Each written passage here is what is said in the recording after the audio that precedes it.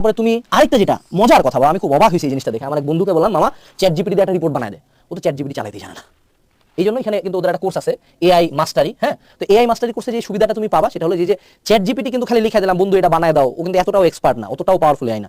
তোমাকে proper commanding দিতে হয়, কিভাবে একটা ফাইল আপলোড করে ওটা থেকে আউটপুট নিতে হয়, কিভাবে অনলাইন থেকে রিপোর্ট জেনারেট করতে হয়, এগুলো চ্যাট জিপিটির বেশ কিছু জাস্ট কমান্ডস আছে, কমান্ড লিখার একটা ওয়ে আছে। এই জিনিসগুলো জানলে এখন দেখো এই যে বলছে এআই কাজ খায় দিবে, বিষয়টা হলো এআই কাজ কার খাবে? যে এআই চালাইতে জানে না। তো এআই যে কাজ খাবে তোমার, এটা নিয়ে তো আন্দোলন করলে হবে না, এআই তো আসবেই।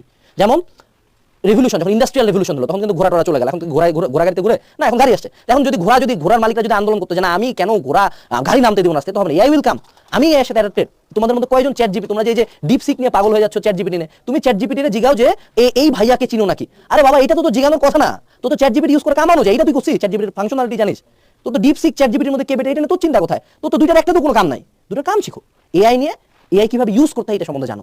পেইড আছে, পেইড প্রোগ্রাম আছে, ফ্রি প্রোগ্রাম আছে, শিখো। ওয়েব ডেভেলপমেন্টের যে এদের কোর্স আছে, WordPress, it is coded website না পারো, ওয়ার্ডপ্রেস ওয়েবসাইট বানানো শিখো। WordPress drag and drop, simple জিনিস, একটু প্র্যাকটিস করলে পারা যায়, আমিও শিখছিলাম, ঠিক আছে এককালে। তো এই যে ওয়েব ডেভেলপমেন্টে গেল, এরপর কন্টেন্ট রাইটিং শিখতে পারো। এরপর আরো একটা বড় স্কিল বাবা, মানে মানুষজনের এই কথাটা ভাই, বাংলাদেশে যে টাইপিস্টের এত অভাব, এত ভয়াবহ অভাব ভাই, একটা টাইপিস্টের স্যালারি 35-40, আমি বলছি ভাই টাইপিস্টের জব করবো আমি, তো লাইক গ্র্যাজুয়েট, তোরা কে চাকরি দিচ্ছে? তুই তো বেকার, তাই না? টাইপিস্টের জব খারাপ জব কে হয়েছে? পৃথিবীর কোনো জব খারাপ না, এনিথিং। দেখো বুঝো, সেই টু সে, যদি সততার কথা ধরি, একজন ক্যাডার সার্ভিসের প্রথম কর্মকর্তার বেতন 35K, তুমি যদি টাইপিস্ট তোমার বেতন 35, ডিফারেন্স কোথায় হলো?